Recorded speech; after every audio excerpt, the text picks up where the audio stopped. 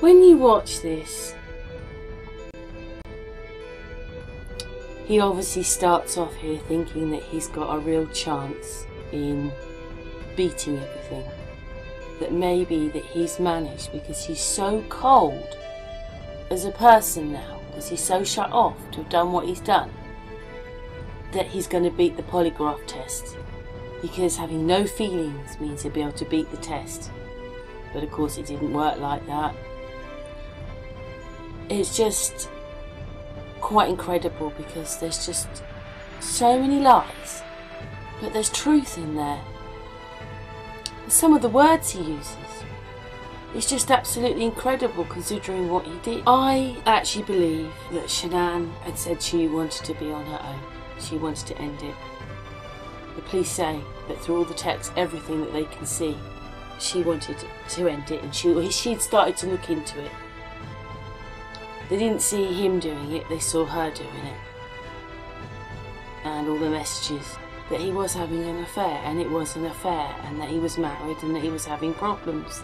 It's just incredible that he sits there and he still wants to lie, to try and cover everything up. And I think there was a conversation. He brings up the $68 on the receipt. So I think there was a discussion. He snapped in this discussion. The thing is, in this, he does say that he wants everybody back. This is before anything is admitted.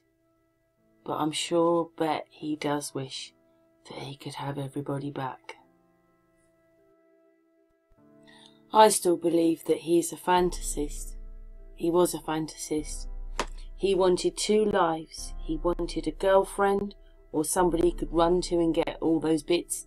You know, all the, oh, maybe whatever. And he wanted the wife and the child. He wanted a son. He wanted a child. And I still think that this runs so close to that programme of Dr. Phil's I watched, where the guy wanted a double life. He wanted the girlfriend over there, and that one had a child with that person, and was in kind of denial that he ever really wanted anything with her, but he'd been seeing her off and on for 11 years. But what this guy wanted was, he wanted the control. He loved the control. That was the point, the controlling, choosing these people, keeping them at arm's length, and actually also then still being the predator and still finding other people in between as well when it fancied him. Until basically he felt like he was heading off a cliff. The thing is, that's what happened to Chris Watts that night. He headed off a cliff. And maybe what happened was, he thought he was in control of everything. Because he's a fantasist. And he wasn't. And what you'll see is that two women are moving him around. You've got Shanann now, who's asking for an ultimatum, who is basically move out or I'm selling the house, that kind of thing. And then you've got the other one, the girlfriend, moving him in to an apartment. So they're both moving him around, and he wasn't ready for any of it. He wasn't ready to actually end his marriage, and he wasn't ready to move in with his girlfriend. But the thing is, the women were taking control. Poor Shanann, she just got completely caught up in the fire, the fodder fire of him being the narcissist, being ill, being a fantasist, and suddenly he couldn't handle it all when his whole world was being taken away from him. Oh, and by the way, the police never thought Shanann did any of this. Don't forget, in this you will hear that the Alexa, the sensors in the house, they will all pick up on violence, on disturbances like that, aggression. And they did. So they already, the police already had all this. So they knew it wasn't Shanann. But they wanted him to talk. They wanted him, they were hoping that he would come out and say something, but he didn't. So I brought Graham in here because we want to talk to you about the results, okay? Okay. So, it is completely clear that you were not honest during the testing, and I think you already know that. You did not pass the polygraph test. Okay. I didn't lie to you on that polygraph, I promise. Chris, I know. Chris, stop. It's time. Just I'm- stop for a minute. Take a deep breath. I want you to take a deep breath right now. And I appreciate that because you knew sitting down in that chair that you weren't going to pass today, and you knew I was going to find out because I told you that, and then you continued to stay knowing that you could, at the end, say, you know what, I just need to get this off my chest. Like, I just need to tell you what happened. We're not here to play games. We're not here to do any of that with you. We just want to know what happened. So can you start from the beginning and tell us what happened? Everything that I've told you, I did not lie on this polygraph. I don't know how much I could tell you right now, like, I did not. It's not even an option right now because you did not pass the polygraph, so I know you were being deceptive, so that's not even an issue right now. The issue right now is what happened to Shanann, Bella, and Celeste. That's the issue right now. Okay. Okay, so let's talk about that. Holding this lie in is going to do nothing for you. I know this. Like, Okay. I'm not, like, trying to, like, cover things up, like... Yeah, but you kind of are, because it's normal. Normal people would do that. Normal people that make a mistake initially are going to go, I don't know what you're talking about, I didn't do anything. So this is your eventually telling the truth time. This is where the rubber meets the road, Chris. Like, don't let this continue any longer, please. I'm not trying to make anything continue. Like, I want them back home, like... But you know they're not coming back home. You know that. I don't know in the back of my head. I hope they come back home. But you know they're not. I hope they come back home. Mm-hmm. And I don't know they're not coming back home. Honestly, I do not know where they are at. If I could have my babies back home right now, I would. I want them back. I want everybody back. Honestly, I do not know where they are at. If I could have my babies back home right now, I would. I want them back. I want everybody back. That is the God's honest truth.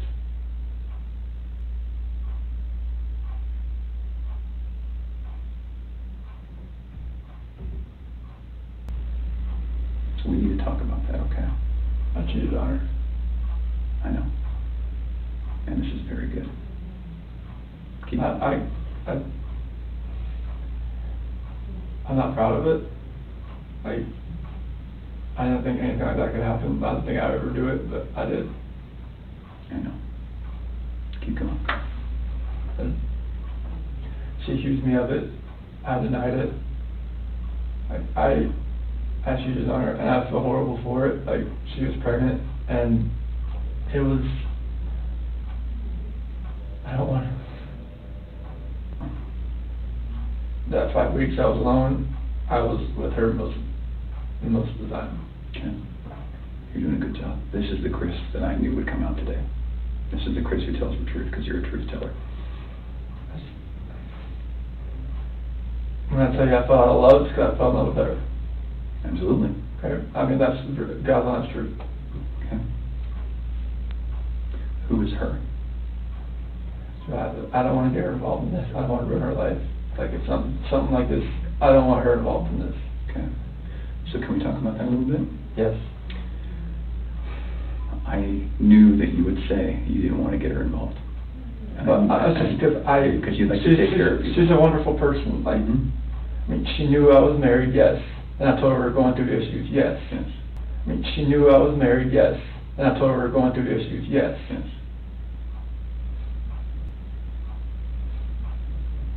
And I told her that, you know, we were going to get, you know, at the end, like, we were going to get separated. Like, once I figured out what that was, I didn't know what that was going to be. I know. I had no idea. I like, you know, I saw her, took my breath away, and I'd never thought in a million years that could happen. I know. I know you think I'm a figure, like, but like, it was, I never felt that way about anybody in my lifetime. Mm-hmm. Chris, that's not your fault. No, That's what I happens. no, I'm just, Well, can we do this? I know you want to take care of her because it's because you're the type of guy that takes care of women.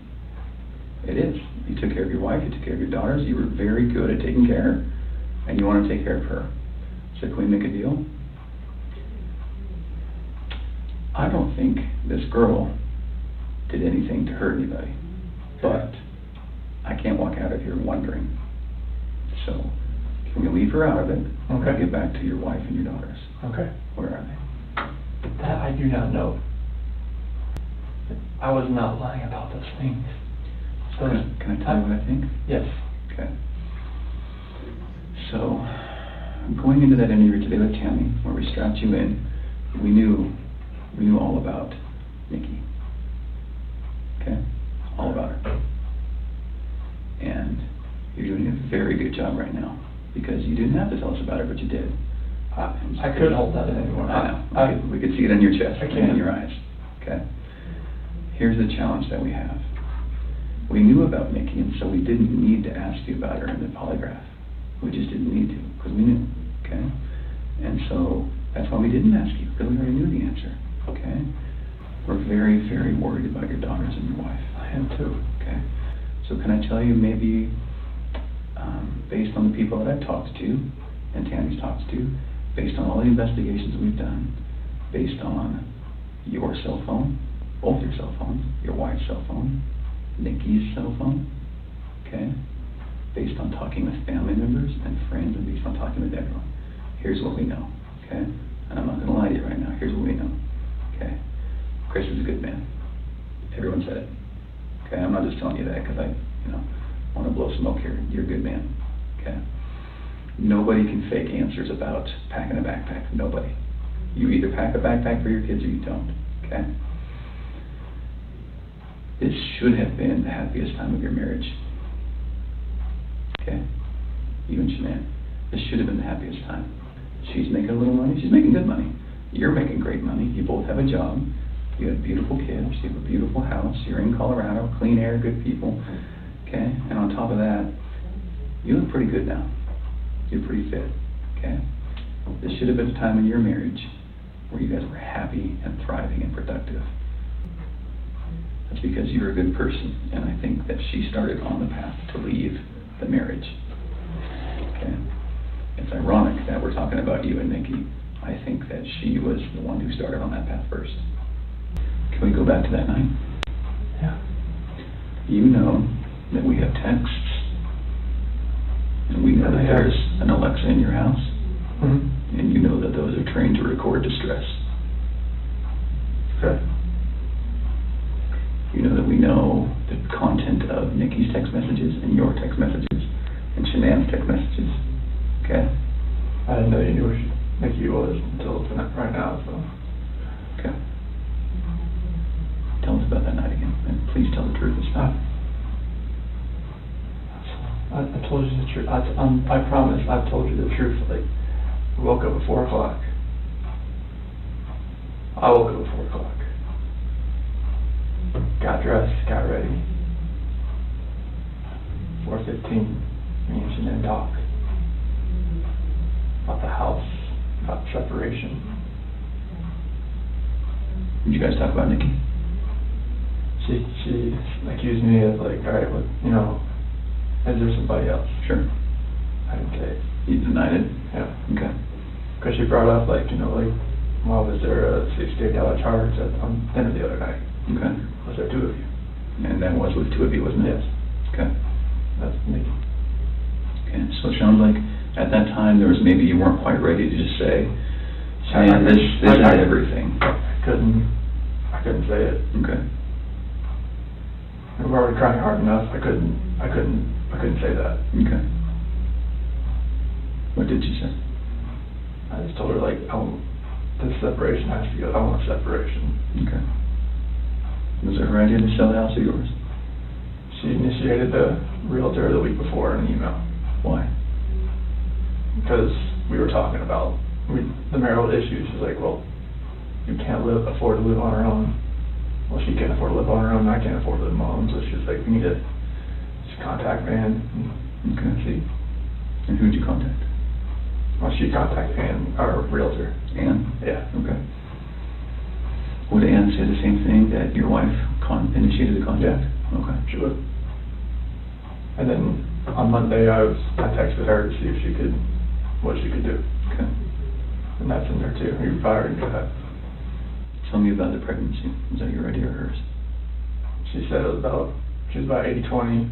Well, when we did the pros and cons of it, like after she got pregnant, she told everybody that it was mainly my idea. Is that true? Yeah, I mean, I wanted a boy. Did you want to get pregnant? Hmm? Okay. And then after the fact, she said it was mainly me that wanted it, and she was about, she was 70-30 against it at that point. Like, she would tell her friends that. Yeah. And I was just like, what, 70-30 against it? Like, why? Okay.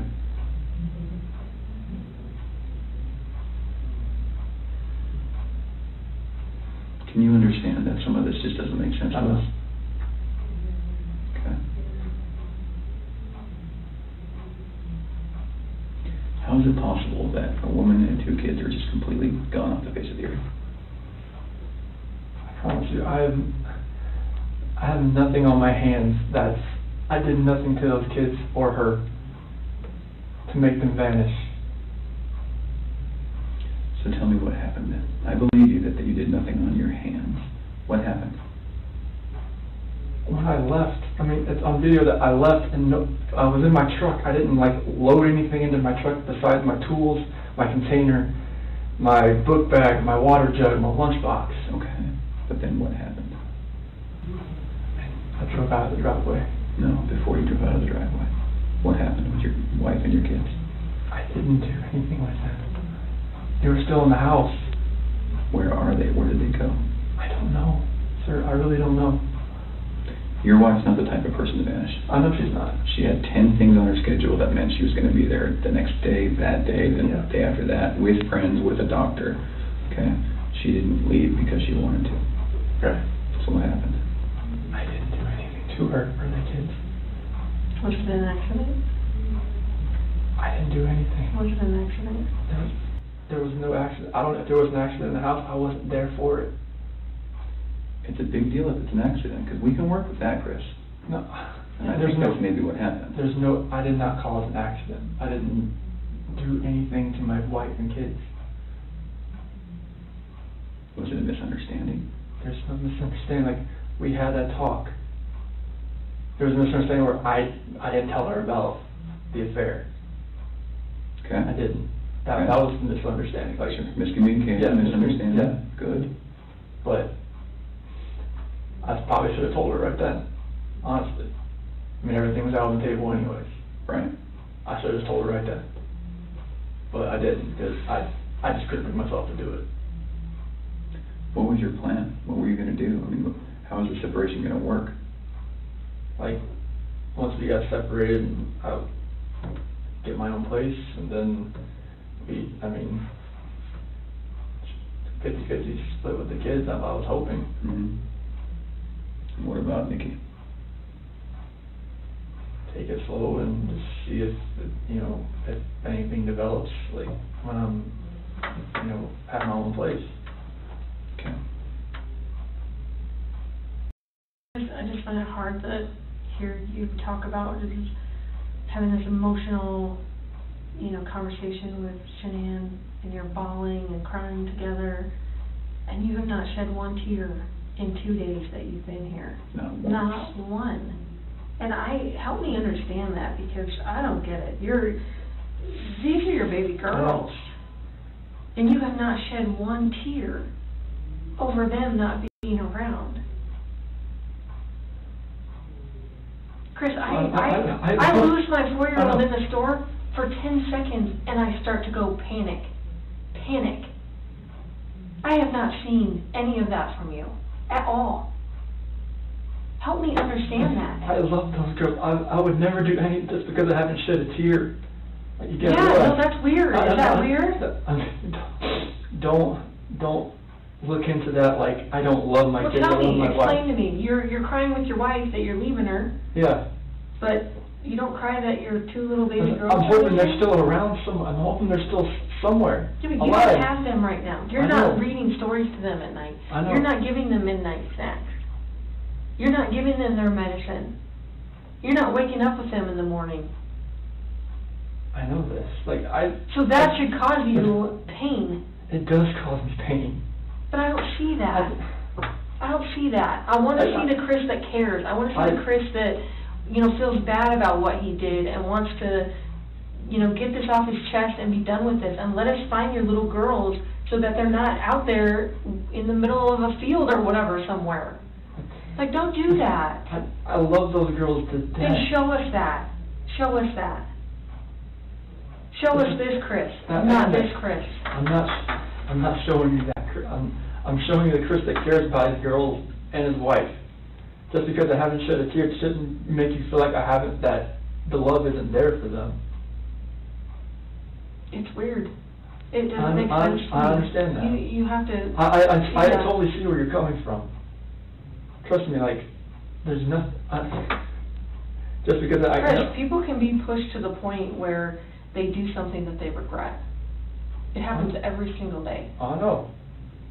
But part of what makes you a man is the guy that goes, I really fucked up, but this is what I did, and I'm going to pay for what I did, and I'm going to tell you what I did, and I'm going to be honest about it. Chris, we can keep talking to you once we find these girls, okay? So once we find these girls and your wife, right, no matter how we find them, no matter what condition they're in, we can keep talking to you and you can tell us, guys, it's not as bad as it looks.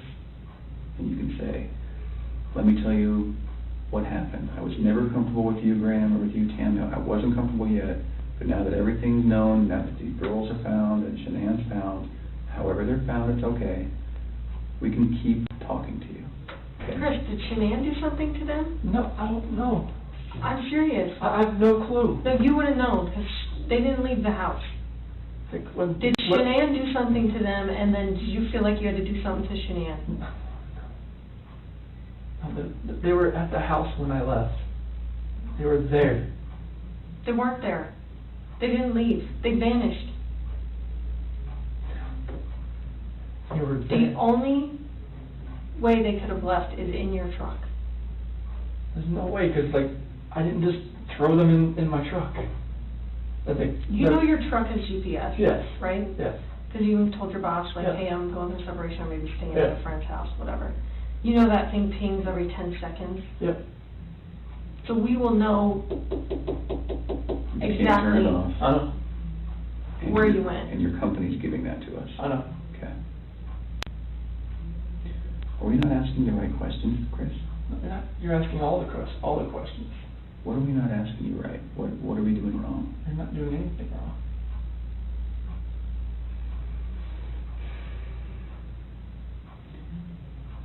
Did Shanann do something? If she did anything to these kids, we both love them with all our hearts. There's no way. It could have been an accident. Something happened in the house that you know about. You failed the polygraph test, Chris. This is not about, did you leave and your wife vanished and you didn't know anything about it. That was not what you were asked, okay? Okay. We know that something happened to all 3 of them. But I want to know, did something happen to these baby girls first that you had to take into your own hands and deal with? You had to clean it up for Shanann. Chris, you got to tell us. There's something that happened to these baby girls.